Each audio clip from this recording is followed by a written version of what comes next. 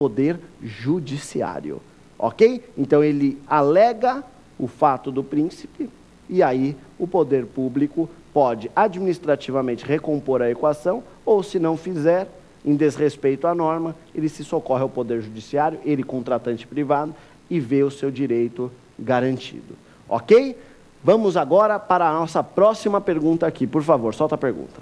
Professor, o que é fato da administração? Diferente do fato do príncipe, hein? Não confunda os eventos. Que o fato do príncipe é aquela ação do Estado que impacta economicamente no contrato? Ótimo. E o fato da administração? O fato da administração, via de regra, não é uma ação do poder público, pelo contrário, é uma omissão do poder público. O poder público tinha que realizar determinada ação, não fez. Não fez, isso acarretou qual consequência, professor? Acarretou a consequência de impedir que o contratado privado realizasse o seu serviço, realizasse, né, o cumprimento das cláusulas contratuais.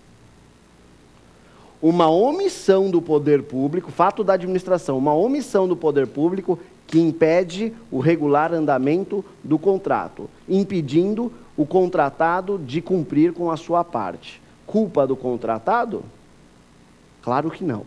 Não pode ser culpa do contratado. É culpa do Estado. O Estado agiu errado. O Estado impede o regular andamento do contrato. Então, pronto. O que nós vamos ter aí? Nós vamos ter um fato da administração.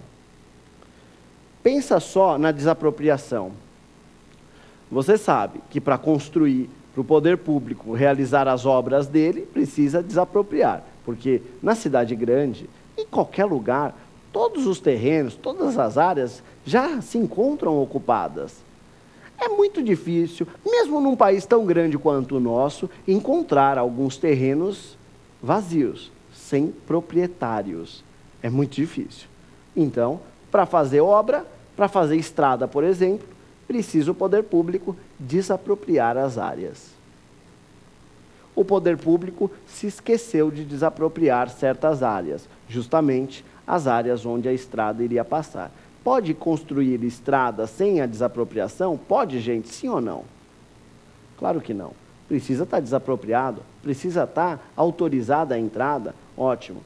Então, se não tiver, a estrada para, porque ela não pode invadir a propriedade privada.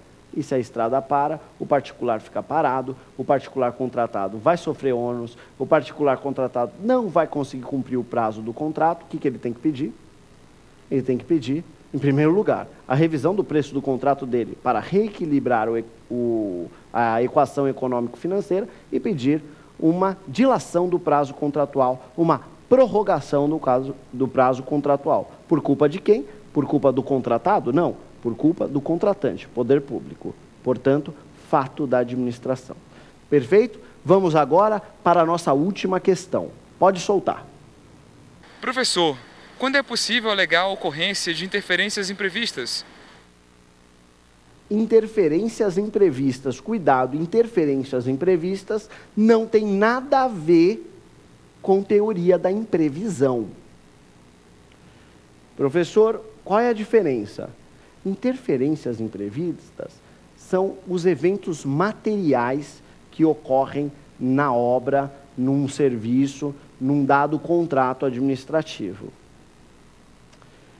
Já a teoria da imprevisão são eventos que podem ser de terceiros, eventos humanos podem ser, por exemplo, o caso lá dos nossos vizinhos. Se a gente tiver algum problema relacionado ao fornecimento de produtos no Brasil, porque o vizinho se encontra lá em questões conflituosas, em questões sociais conflituosas, em problemas, né? Você pega aí o exemplo, a Bolívia, nós tivemos um caso desse, com fornecimento de gás, por exemplo. Veja, se acontece uma coisa dessa, isso daqui não tem nada a ver com o contrato especificamente, é algo externo ao contrato, isso é teoria da imprevisão. Agora, interferência imprevista é quando você vai fazer o túnel, Está lá, furando, perfurando a rocha para fazer o túnel. De repente você encontra um lençol de água, pronto, encharca a obra inteira. Ave Maria, ninguém sabia que ali tinha água. Vixe Maria, e agora, como é que a gente faz? Isso daí é uma interferência imprevista e que aí merece também, né, a recomposição do contrato administrativo, a recomposição da cláusula de equação econômico-financeira do contrato. Vamos dar outro exemplo aqui? Você está fazendo a fundação de um prédio, começa a perfurar, a fundação é tranquilo, é areia praticamente o terreno. Pronto, você encontra a rocha. Você vai poder furar rocha com a mesma broca que você furava areia, com a mesma estaca? Não, não pode, tem que mudar. Vai ficar mais caro, vai ficar mais oneroso, o equipamento tem que ser mais potente? Tudo isso tudo é o quê? Interferência imprevista. Não se confunde com a teoria da imprevisão. Interferência imprevista são obstáculos materiais encontrados numa dada obra, num dado serviço. Isso é uma interferência imprevista. Interferência imprevista também está na área extraordinária do contrato, portanto, merecedora de reequilíbrio econômico financeiro do contrato. Encerramos as perguntas, encerramos o segundo bloco do nosso programa, mas ainda nós temos o terceiro bloco do nosso programa. Eu já vou até me sentar aqui para responder as duas questões da prova da OAB, no quadro O X da Questão, que acontecerá logo em seguida aqui no próximo bloco, e eu aguardo você nesse terceiro bloco. Muito obrigado.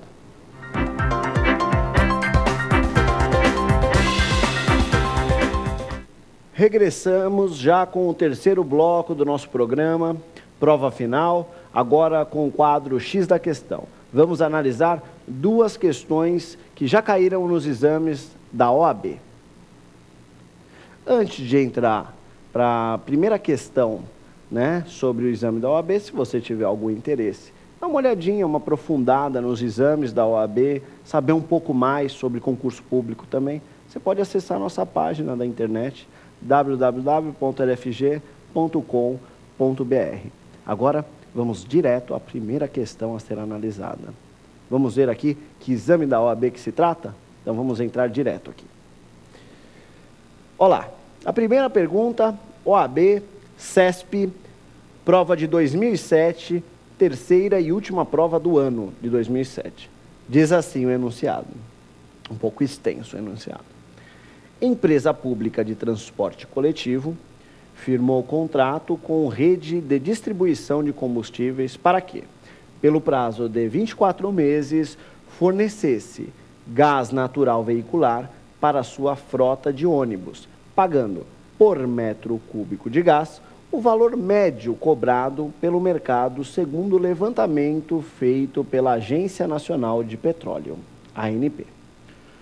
No 9º mês de vigência do contrato, o principal fornecedor de gás ao Brasil teve de suspender o fornecimento do produto devido a graves problemas políticos sociais internos.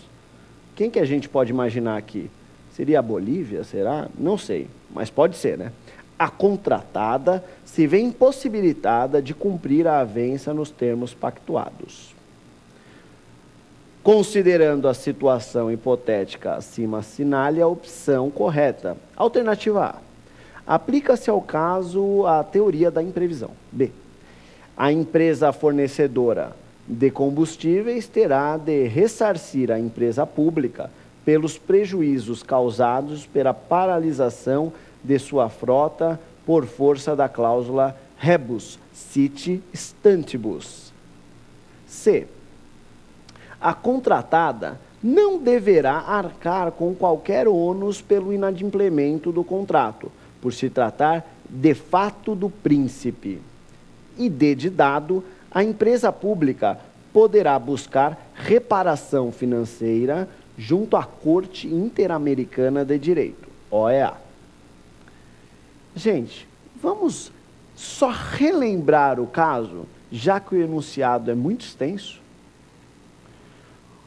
O que aconteceu neste caso? A empresa pública, ou seja, integrante da administração pública, organismo do Estado, celebrou com um privado brasileiro um contrato de fornecimento de gás. Para quê? Para abastecer a frota de ônibus